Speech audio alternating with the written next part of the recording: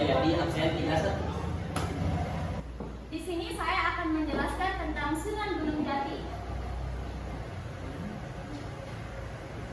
Kerajaan atau Kesultanan Banten didirikan oleh Syarif Hidayatullah atau yang biasa dikenal dengan Sunan Gunung Jati pada 1525 Masehi. Namun, Sunan Gunung Jati tidak menjadi raja dan mengangkat anaknya yaitu Sultan Maulana Hasanuddin menjadi raja pertama Kerajaan Banten.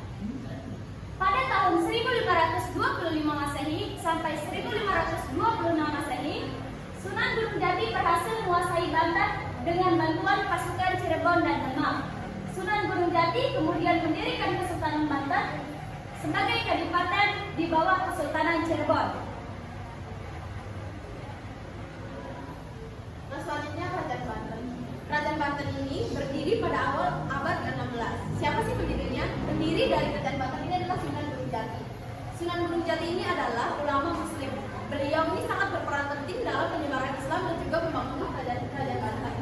Beliau mendirikan Kerajaan Banten di pesisir barat Jawa. Setelah berdirinya Kerajaan Banten, beliau juga menjadikan Kerajaan Banten ini sebagai entitas pemerintahan yang menjadikan politik Kerajaan Banten itu paling penting Nusantara pada masanya. Oke, selanjutnya yaitu letak geografis Kerajaan Banten. Secara geografis Kerajaan Banten terletak di Provinsi Banten, wilayah kekuasaan Banten. Wilayah kekuasaan Banten meliputi bagian barat Pulau Jawa, seluruh wilayah Lampung dan sebagian wilayah selatan Jawa Barat. Situs peninggalan Kerajaan Banten tersebar di berbagai kota, yaitu Tangerang, Serang, Cilegon, dan Pandeglang. Pada wilayah kesultanan Banten termasuk dalam kekuasaan Kerajaan Sunda. Kerajaan Banten menjadi penguasa jalur pelayaran dan jalur perdagangan yang melalui Selat Sunda. Dengan posisi yang strategis ini, Kerajaan Banten berkembang menjadi kerajaan terbesar di Pulau Jawa dan menjadi saingan sengit pada VOC di Batavia. Proses masuknya Islam di Kerajaan Cirebon, Banten. Sekitar permulaan abad ke-16 di daerah pesisir Banten, di sekelompok masyarakat yang menganut agama Islam yang menyebabkan dilakukan oleh salah seorang pemimpin Islam yang bernama Sunan Gunung Jati dan dilanjutkan oleh anaknya yang bernama Maulana Hasanuddin untuk menyebarkan secara perlahan agama Islam ke daerah Banten. Letak geografis.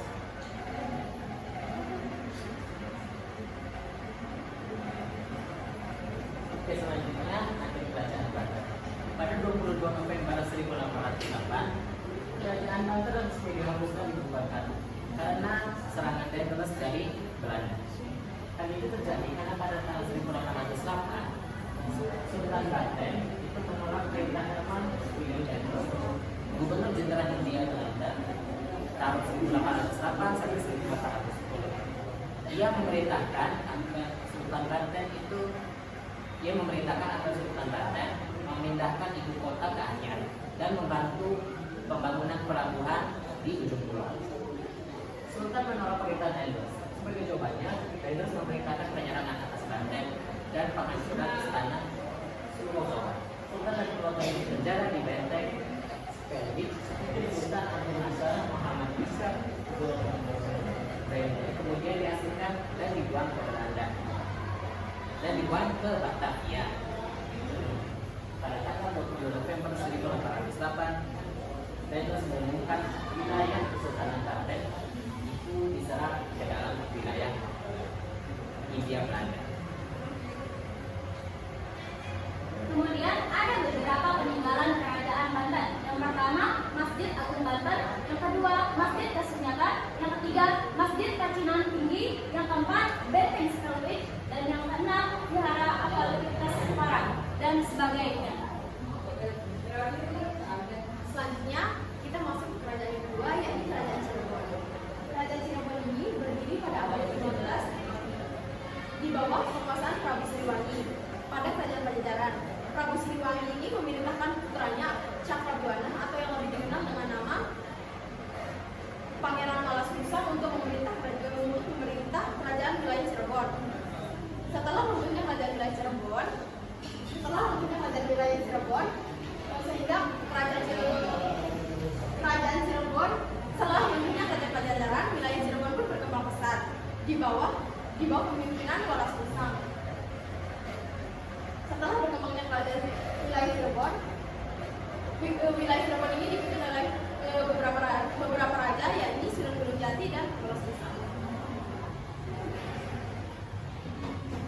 Oke, selanjutnya yaitu letak geografis kerajaan Cirebon. Kesultanan Cirebon adalah sebuah kesultanan Islam ternama di Jawa Barat pada abad ke-15 dan ke-16 Masehi dan merupakan pangkalan penting dan jalur perdagangan dan pelayaran antar pulau. Lokasinya di pantai utara Pulau Jawa yang merupakan perbatasan antara Jawa Tengah, Jawa Barat, membuatnya menjadi pelabuhan dan jembatan antara kebudayaan Jawa dan Sunda, sehingga tercipta suatu kebudayaan yang jelas, yaitu kebudayaan Cirebon yang tidak didominasi kebudayaan Jawa maupun kebudayaan Sunda.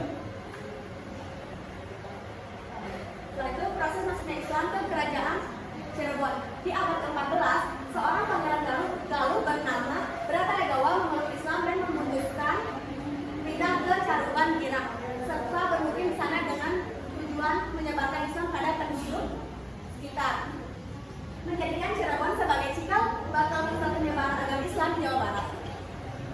Kemudian Islam dibawa oleh Syarif Hidayatullah atau Sunan Gunung Jati dan Syekh Ideologi Mahdi. Mereka menyebarkan Islam dengan cara berdakwah dan membuat pesantren. Kemudian selanjutnya akhir kerajaan Cirebon. Kerajaan Sultan Cirebon bukan karena peperangan, melainkan karena dibagi menjadi 3. Untuk Pangeran Kertawijaya, Pangeran Kertawijaya, dan Pangeran Wangsakerta. Runtuhnya kerajaan Cirebon itu terjadi 16 tahun selepas pemerintahan Pangeran di wilayah Raya Cirebon sendiri pada tahun 1962 wafat dibunuh ketika sedang berkunjung ke Kesultanan Mataram. Di sana, ketika sedang bersama dua orang putranya, Pangeran Kertawijaya dan Pangeran Kertawijaya, ketiganya tetap diizinkan pulang oleh dan Amangkurat I hingga wafat. Kala itu Cirebon menjadi bawahan Kesultanan Mataram. Menunjukkan Amangkurat I sendiri merupakan mertua dari Panembahan di wilayah